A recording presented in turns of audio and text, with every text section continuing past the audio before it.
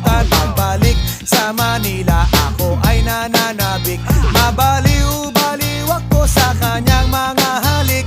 Okay lang, di maiwasan na mamiss paminsan-minsan. Pero pag kami nakita, aking panggigigilan. Di ko siya titigilan when she comes. Di ko siya titigilan when she comes.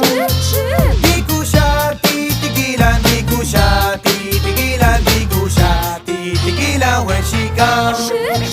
Kay ganda ng aming samahan at walang nanlalamig. Mas pa sa mag-asawa